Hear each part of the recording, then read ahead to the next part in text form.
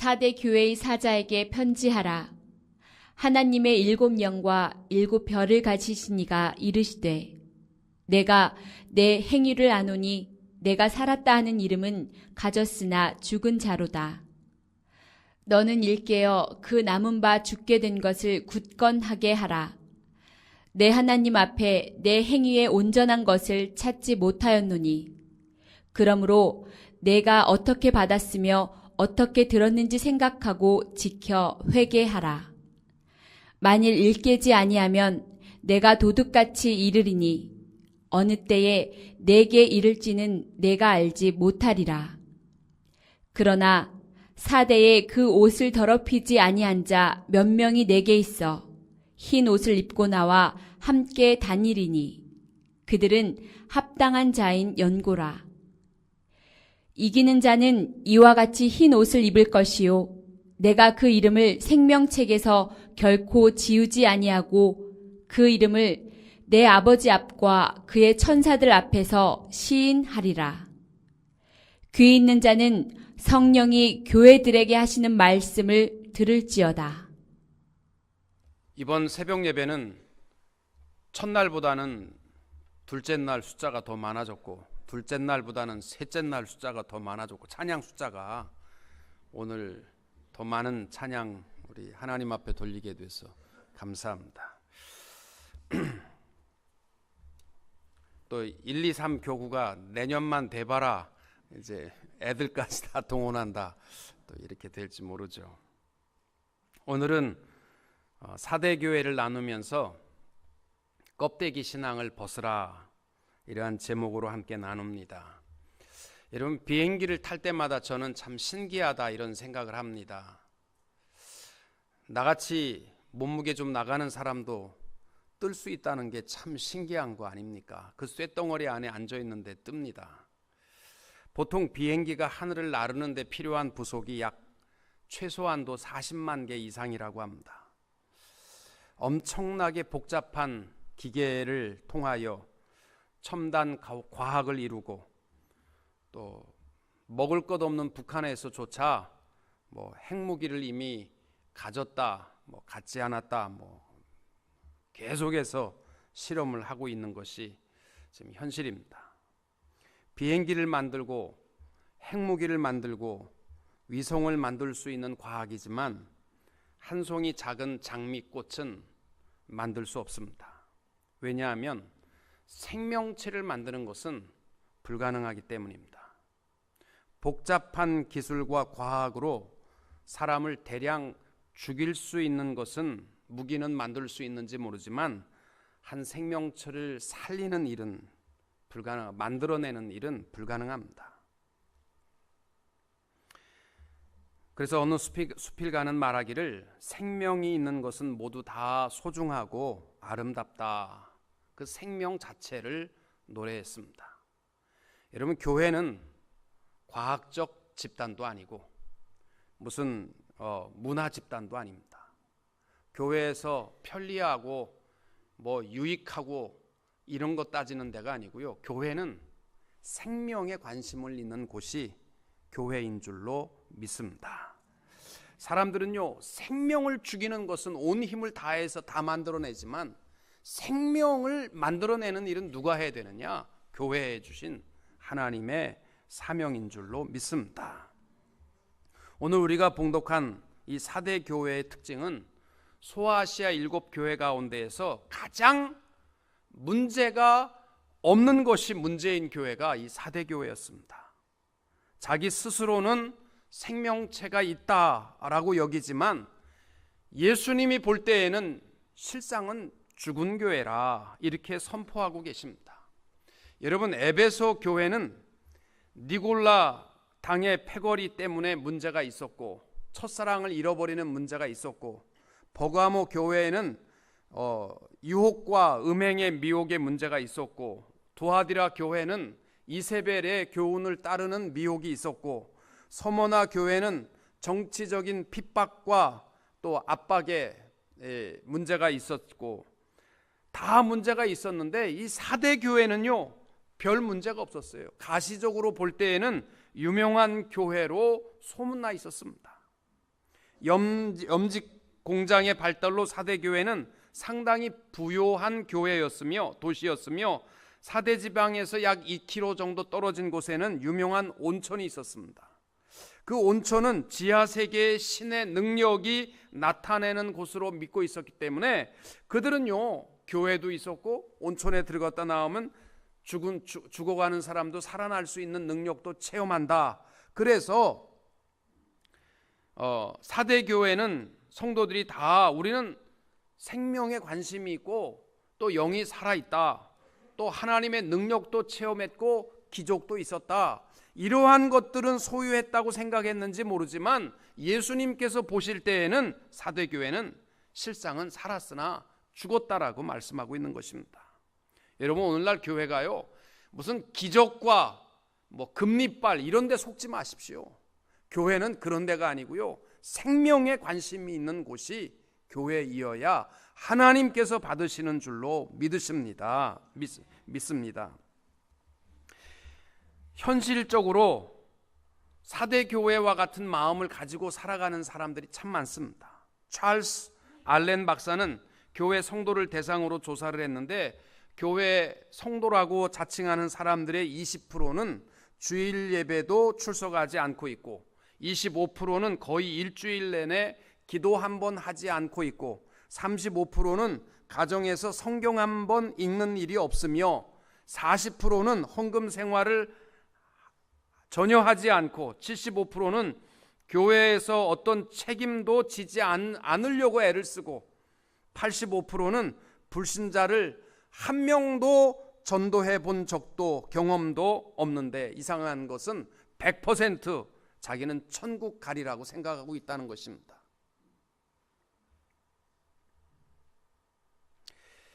중국 한 교포가 한국 교회를 방문하고 돌아갈 때 기자들이 한국 교회의 그 웅장함을 다 보여주고 한국 교회를 통해서 무엇을 발견했느냐 그렇게 물었습니다.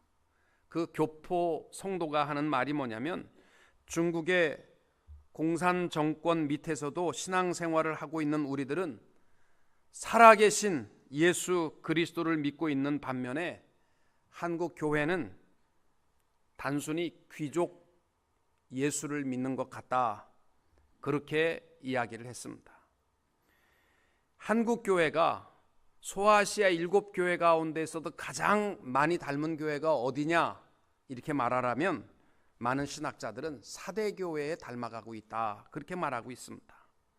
전 세계의 교단별로 가장 큰 교회는 한국이 다 소유하고 있고 4분의 1이 기독교인이라는 전무후무한 기독교 부흥의 역사를 이룬 것처럼 보이고 새벽마다 수만 명씩 모여서 기도하고 있고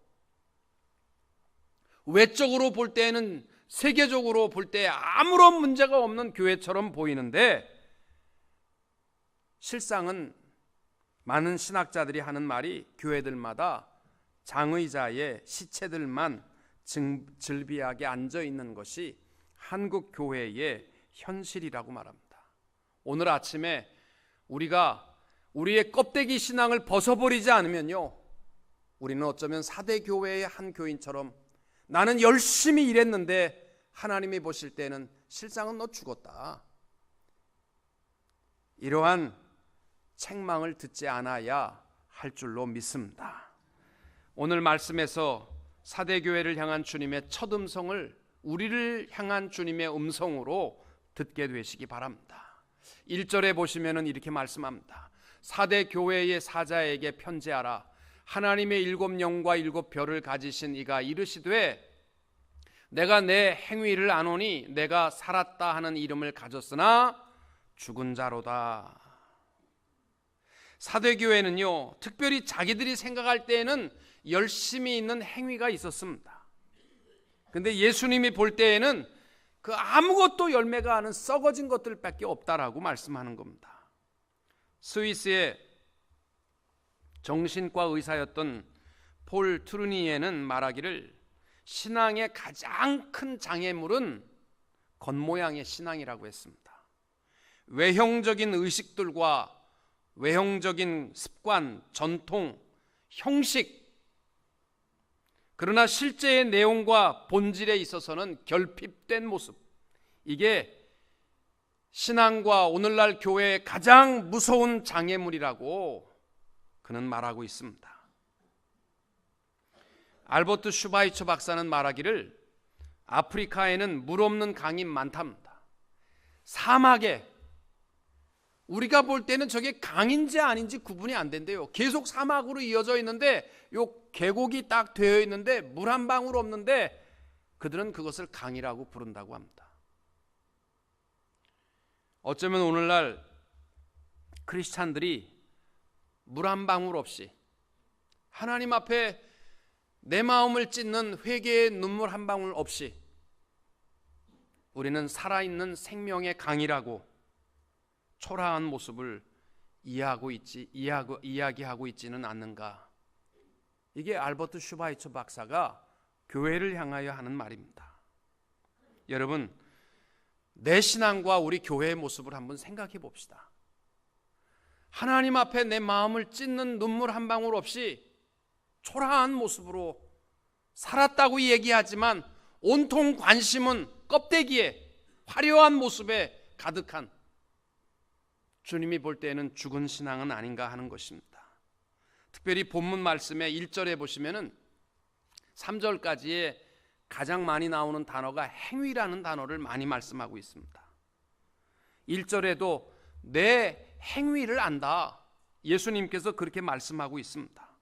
이 행위 안에는 뭐가 있냐면요, 새벽기도 있는 거예요. 또 찬양도 있습니다. 출석도 하고 성경 공부 시간도 있고 구제도 있고 봉사도 있고 선교도 하고 이러한 모든 것들이 내 행위, 그거 내가 안다는 거예요. 물론 요즘 사람들은요, 교회가 말만 하고 행위는 없다라고 말하지만 사대 교회는요 그렇지 않았습니다. 행위들이 누가 보더라도 열심히 있는 것처럼 많은 행위가 있었는데 문제는 죽었다라는 겁니다. 2절에 보시면은 이렇게 말씀합니다. 너는 일깨어 그 남은 바 죽게 된 것을 굳건하게 알아. 내 하나님 앞에 내 행위에 온전한 것을 찾지 못하였다. 쉬운 말로 설명하면 사대교회가 깊은 잠에 빠져 있기 때문에 깨어나지 못하면 너 죽은 상태로 갈 수밖에 없다라는 거예요. 그리고 어떤 행위 이전에 중요한 것은 예수님께서 제시하는 단어가 하나님 앞에 온전한 그것, 이 굉장히 중요한 단어입니다. 여러분, 한번 여러분 신앙생활 속에서 1절과 2절을 잘 생각해 보세요. 하나님께서 내 행위 안다. 그런데 내 행위에 온전한 것은 없다. 이게 원어적으로 말하면 이런 뜻입니다. 사대교회의 여러 봉사와 행위들, 이거를 얘기할 때는 헬라어로 에르가라는 단어를 씁니다. 그러나 하나님이 받으실 만한 온전한 그 행위, 그것은 플로레마라는 단어를 씁니다. 중요한 겁니다. 우리에게 중요한 것은 에르가가 아니고요, 플로레마예요. 열심히 모든 것을 다 땀 흘려 수고한 그 에르가가 아니라 하나님이 인정하시는 플로레마, 하나님께서 온전하게 여기시는 그 플로레마가 중요한 것인데 그게 없다라는 것입니다. 여러분, 에르가와 플로레마의 차이점은요, 마태복음 6장에 보면 나옵니다. 이렇게 되어 있습니다. 사람에게 보이려고 그들 앞에서 너희 의를 행치 않도록 주의하라. 그렇지 아니하면 하늘에 계신 너희 아버지께 상을 얻지 못하느니라. 이게 플로레마예요. 하나님이 볼 때에 줄 것은 아무것도 없는 거예요. 인정할 것이. 그러므로 구제할 때에 외식하는 자가 사람에게 영광을 얻으려고 회당과 거리에서 하는 것 같이 너희 안에 나팔을 불지 말라. 진실로 너희에게 이르노니 저희는 자기 상을 이미 받았느니라. 너는 구제할 때에 오른손에 하는 것을 왼손이 모르게 하여 내 구제함이 은밀하게 하라. 은밀한 중에 보시는 너희 아버지가 갚으시리라. 나팔 불고 보여지는 모든 것들은 다 에르가들이고요, 하나님이 볼 때는 인정하지 못하겠고 아무도 모르게 하나님의 영광만을 위해서 수고하고 땀 흘리는 것, 그것이 주님이 인정하는 플로레마, 온전한 것이라는 것을 기억하시기 바랍니다. 여러분, 한국 교회에 문제점이 있다면 외형적으로는 대단히 화려하지 않습니까? 그러나 하나님이 받으실 만한 것은 없습니다. 세계 어떤 교회보다도 부흥회도 많고 세미나도 많고 기도하는 시간도 많고 다 있는데 그 다음에 나타나는 하나님이 영광을 받으실 만한 그 플로레마, 온전한 것은 없다라는 것입니다. 사랑하는 성도 여러분, 화려한 외형적인 모습, 그건 교회가 지향하는 것이 아니고요, 교회가 하나님이 인정하는 하나님 앞에 가장 아름다운 관심은 영혼입니다. 한 영혼입니다. 생명에 관심을 갖지 않으면 그 모든 행위는 헛된 것이 될 수 있습니다. 그 누가 우리 교회를 찾아오더라도요, 외롭게 만들고 영혼을 소중히 여기지 못한다면 그 교회에 아무리 말씀이 좋고 예배 시간이 멋있다 하더라도요, 하나님 볼 때 받을 건 없어요.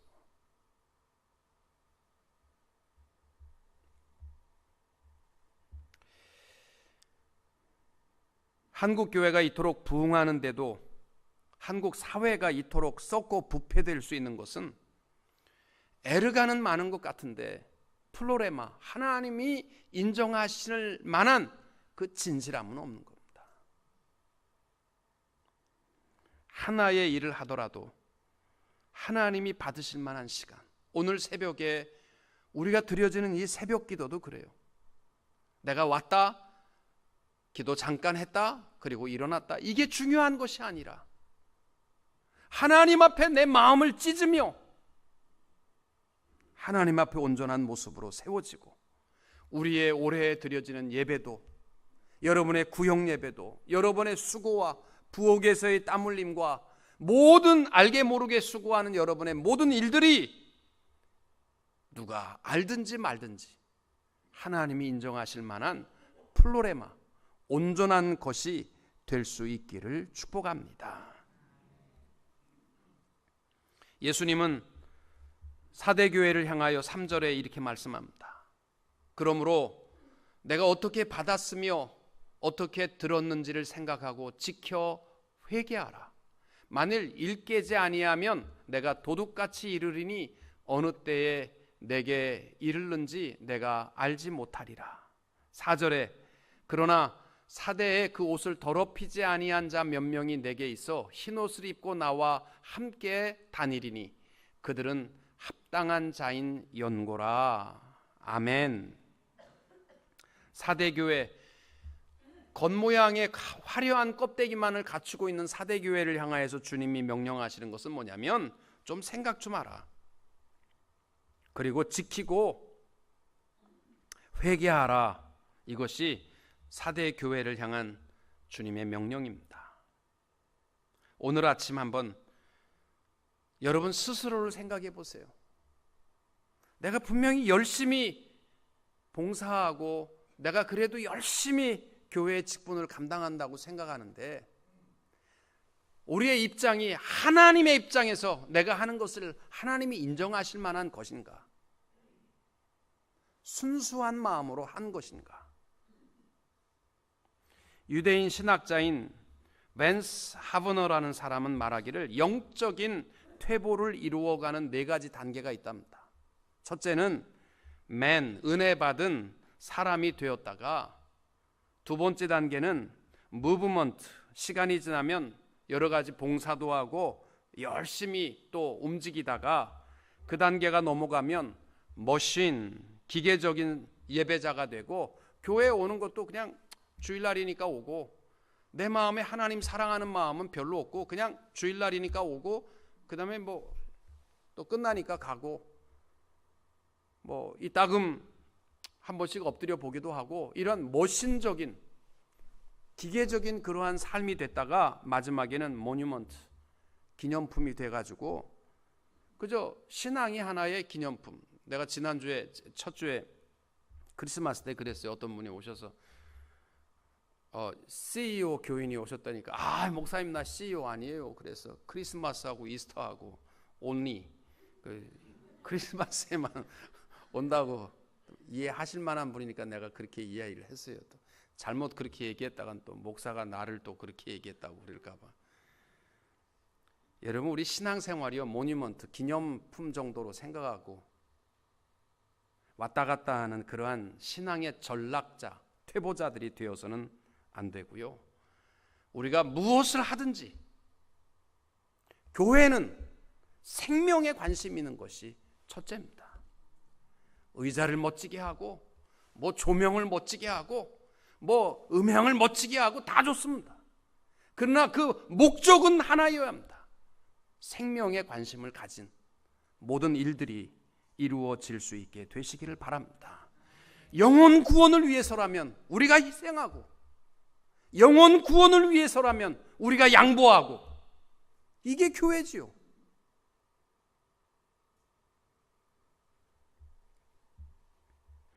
여러분, 우리가 살다 보면요, 늘 우리도, 저도 여러분도 죄 지으면서 살아가지 않습니까? 중요한 것은 정죄하고 비난하고 원망하는 그러한 모습이 되지 말고 늘 십자가를 의지하고 주님을 의지하는 우리의 삶이 되어야 합니다. 여러분, 예수님 십자가를 중심으로 해서 양쪽 강도가 함께 매달렸습니다. 그들은 그들의 죄값으로 인해서 죽는 자들입니다.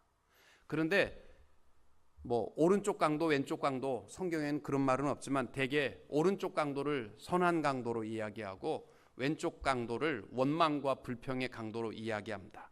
그렇게 생각을 하면 하여튼 똑같은 주님과 함께 십자가에 죽는 죄인 강도 양쪽 모습을 생각하면 한쪽 강도는 예수님을 향하여 원망과 비방으로 가득했습니다. 내가 그리스도가 아니냐? 너와 나를 한번 구원해봐라. 너무 괴롭다. 나 좀 살려다오. 너 한번 구원해봐라. 그렇게 왼쪽 강도는 얘기하잖아요. 오른쪽 강도는 뭐라고 얘기합니까? 내가 동일한 정죄를 받고서도 하나님을 두려워 아니하느냐?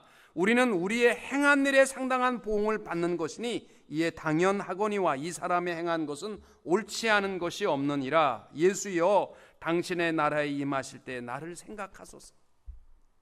우리 교회 성도님들이 올해에는요, 이 오른쪽, 성경은 오른쪽 강도라고 얘기 안 합니다. 그러나 그 오른쪽 강도의 마음을 가지고 우리 신앙생활 합시다. 교회 안에요, 비판과 정죄와 비난이 너무 많습니다. 오래 다니다 보니까 이젠 머신이 돼버린 거예요. 모뉴먼트가 돼가고 있습니다. 우리 모두가 다 예수님의 그 긍휼하심을 구할 수밖에 없는 존재라는 것을 기억하고 날마다 주님 앞에 진실한 모습으로 엎드릴 줄 아는 성도님들이 되시기를 축복합니다. 특별히 5절에 보면 이렇게 말씀합니다. 예수님께서 사대 교회를 향하여 하시는 말씀, 이기는 자는 이와 같이 흰 옷을 입을 것이요 내가 그 이름을 생명책에서 결코 지우지 아니하고 그 이름을 내 아버지 앞과 그의 천사들 앞에 시인하리라. 사대 교회가 화려한 모습, 행사도 많고 교회에 무슨 뭐 여러 가지 모습은 다 갖췄는지 모르지만 영혼 구원에 관심이 없었어요. 한 영혼의 소중함을 느끼지 못했습니다. 그들을 향하여 주님은 너희는 죽은 교회다. 그러나 너희들 중에서 끝까지 주님께서 인정하는 사람들이 있는데 흰 옷을 입고 나와 함께하는 자들이 있다. 이 의미가 뭐예요? 오늘 새벽에 흰 옷 입고 오신 분들이 잘했다라는 말이 아니라 여기서는 하나님이 보실 때에는요, 순결함이 승리입니다. 여러분, 저도 목사지만 싸우면 지고 싶은 마음이 별로 없어요. 저도 승부욕이 굉장히 강한 사람입니다.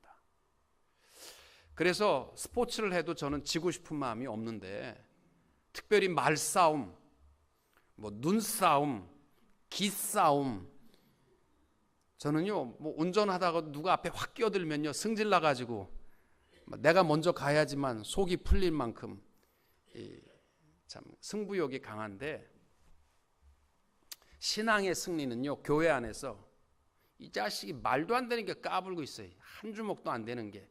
이렇게 해서 이기는 게 아니고요. 우리 신앙인들은 이기는 게 누구냐면요, 아무리 더러워도 아무리 추해도 순결함을 지키는 것이 우리 그리스도인의 승리인 줄로 믿으시기 바랍니다. 그래서 계속해서 이기는 자는 흰옷을 입은 자가 나와 함께한다. 이게 뭐냐면요, 신앙의 승리는요, 말싸움이 아니고요, 뭐 기술의 싸움이 아니고요, 능력의 싸움이 아니고요, 돈 누가 많이 버냐 이게 아니고요, 순결함을 지키는 것이 참된 승리라는 것을 기억하시고, 올해는 눈싸움도 좀 지시고 기싸움도 좀 지시고, 말싸움, 예수 믿는 사람 말만 잘한다고 하는데 말싸움도 좀 지세요. 그거 괜찮아요. 그러나 우리가 이겨야 할 것은 순결함입니다.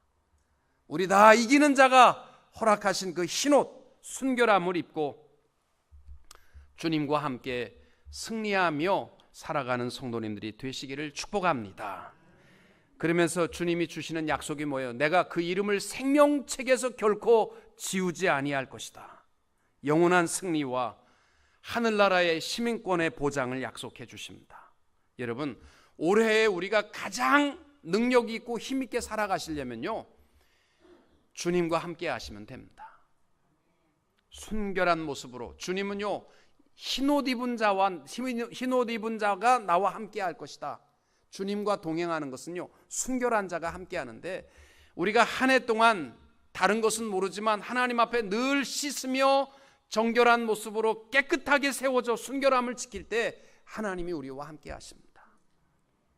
여러분, 저는요, 옛날에 제가 전도사 생활하고 목회 처음 할 때 뭐 생활이 어렵잖아요.